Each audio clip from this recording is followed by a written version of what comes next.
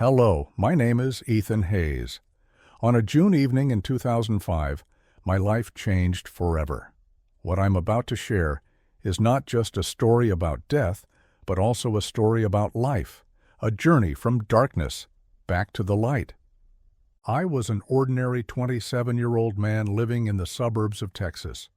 That evening, my close friend Mark and I decided to try a new dietary supplement we had found online. The product was advertised as a health and energy booster, but shortly after taking it, both of us began to feel dizzy, nauseous, and experienced unbearable pain. We decided to stop by a nearby restaurant, hoping that eating a meal would help alleviate the symptoms. As soon as we entered the restaurant, Mark collapsed right at the dining table. Panicked, I tried to support him while calling for the manager and asking them to call for an ambulance. While waiting for the paramedics to arrive, I felt my own body growing weaker. I managed to make it to the restroom to wash my face, but as soon as I closed the door, everything went black. I collapsed onto the cold floor, my head spinning, and started to vomit. The last thing I remember was a suffocating and painful sensation before everything faded to darkness. When I woke up, I found myself standing in a strange, dark space. It wasn't scary, though. It felt like I was in the middle of a deep ocean, but instead of water, I was surrounded by a kind of electrical energy.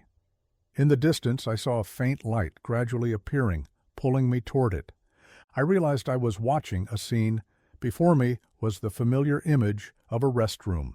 In that scene, a man lay motionless on the cold tile floor. Strangely, I didn't recognize that the man was me. I thought to myself, why am I watching such a strange movie? I could sense all the thoughts and emotions within the restaurant, the fear of the manager, the worried sighs of the diners, and even the focused tension of the paramedics. I heard a customer knocking on the restroom door, concerned that someone might be in trouble inside. When the door was opened and my lifeless body was discovered, I still didn't realize I was the one lying there. When the paramedics declared me dead, they prepared to place my body in a bag for transfer to the morgue. At that moment, something extraordinary happened. I saw a radiant light emanating from a young paramedic who had only been on the job for a few weeks. The light didn't just surround him, it illuminated the cramped space inside the ambulance. I heard a powerful and commanding voice declare, "This one is not dead." The voice wasn't just external, it seemed to echo through my entire being. The young paramedic clearly heard it too, as he looked around confused. But instead of ignoring it, he chose to act. Despite objections from his colleagues, he unzipped the body bag, examined my body, and felt a faint electrical spark when he touched my leg. "I have to try," he said, and so he began performing CPR. After 2 attempts with a defibrillator, nothing happened. But on the 3rd attempt, a faint heartbeat appeared. He didn't give up and continued until my heartbeat stabilized. We were just a short distance from the hospital, and the ambulance crew quickly rushed me into the emergency room. While my body was being revived, my soul continued on a different journey. I encountered an elderly man dressed in a long white robe with flowing silver hair and a beard. His eyes glowed with warmth, and his smile radiated love. "Are you ready?" he asked me. "Ready for what?" I replied, feeling drawn to his authority and serenity. "I am Raphael, sent by God to guide you. You still have a choice, to come with me or to return to the world." I gazed at him, feeling an urge to follow, but he placed a hand on my shoulder and said, "You might want to understand more before making your decision." He began to lead me on a miraculous journey where I saw my entire life unfold. I witnessed the happiest moments, like laughing with my family, and the most painful moments when I had hurt others. I didn't just see these events, I felt the emotions of everyone involved in them. Raphael began teaching me lessons, structured as 10 principles for living a meaningful life. He paused at each principle to show me how it applied to my own life. Be true to yourself. I learned to love and accept myself, flaws and all. The purpose of life is to learn and love. Life is about growing, creating, and connecting through love. Unconditional love is the key to connecting with God.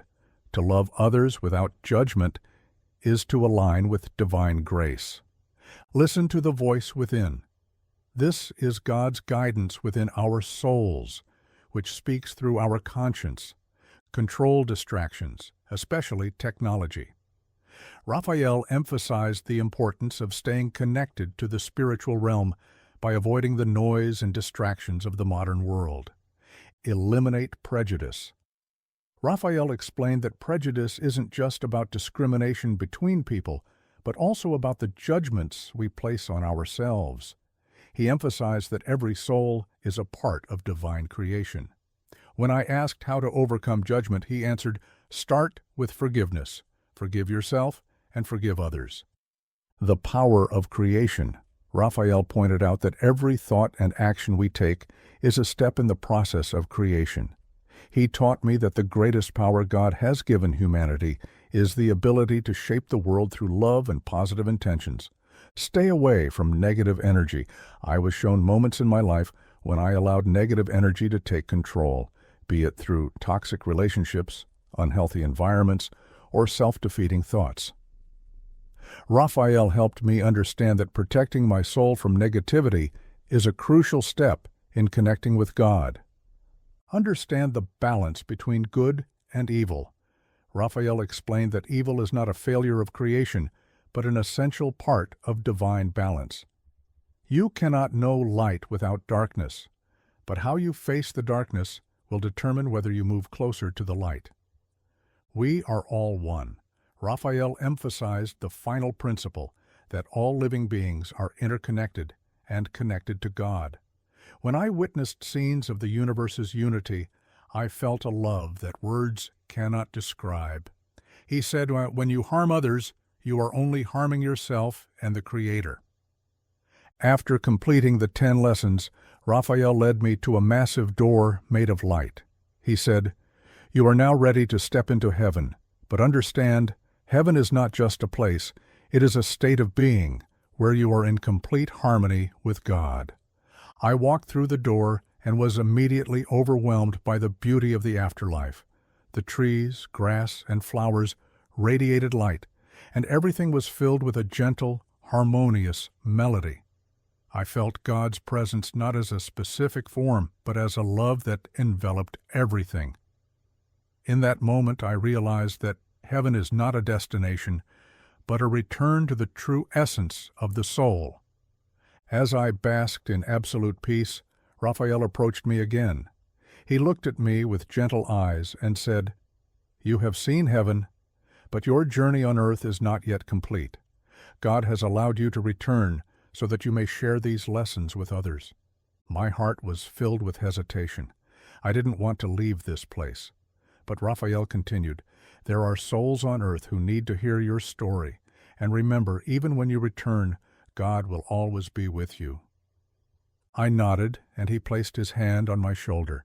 Instantly, I felt myself being pulled back toward my body. When I opened my eyes, I found myself lying in a hospital bed. Doctors and nurses were astonished that I had survived. They told me I had been in a coma for 3 days and that my chances of survival had been almost non-existent. My body felt weak, but my soul was filled with a newfound energy. The weeks that followed were some of the hardest of my life. I couldn't immediately reintegrate into my normal routine. The longing for heaven left me feeling lost. But I remembered Raphael's words, "This will be the hardest thing you'll ever do, but it will be worth it." I began to apply the principles I had learned, striving to live a more meaningful life. Today I share my story with others, not to convince them of anything, but to remind them that they are never alone. God is always present, and each of us has a divine purpose. If you are reading or hearing this story, remember that you are also a part of that light and that God's love surrounds you, even in your darkest moments. My story isn't about death, it's about life. It's about finding heaven within your own soul and sharing that light with the world. Live, love, and always remember that you are a divine masterpiece.